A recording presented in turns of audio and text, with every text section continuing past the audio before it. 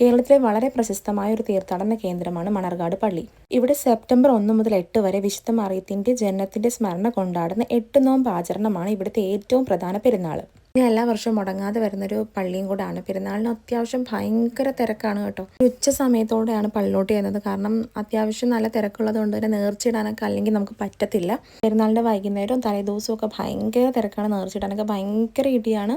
8 നോമ്പിന്റെ 7-ാം ദിവസം മാത്രമാണ് മുകളിൽ പ്രതിഷ്ഠിച്ചിട്ടുള്ള മാതാവിന്റെയും ഉണ്ണീശോന്റെയും പ്രശസ്തമായ ചിത്രം വിശ്വാസികൾക്ക് വേണ്ടി ദർശനത്തിന് തുറന്നു കൊടുക്കുന്നത്. വർഷത്തിൽ ഒരിക്കൽ മാത്രം തുറക്കുന്ന ഈ ചിത്രം 7 ദിവസങ്ങൾ മാത്രമാണ് നമുക്ക് ദർശിക്കാനാകത്തുള്ളൂ. ഇവിടുത്തെ മുഖ്യമായ നേർച്ചകളിൽ ഒന്നാണ് അരിയും ശർക്കരയും തേങ്ങയും ചേർത്തുണ്ടാക്കുന്ന പാച്ചോറ്. പെരുന്നാളിന്റെ 8-ാം നാൾ നടക്കുന്ന ഒരു നേർച്ചയും കൂടെയാണിത്. മലങ്കര സഭയിൽ ആദ്യ 8 നോമ്പ് ആചരണം ആരംഭിച്ചത് മണർകാട് പള്ളിയിലാണ് എന്നാണ് വിശ്വാസപ്പെടുന്നത്.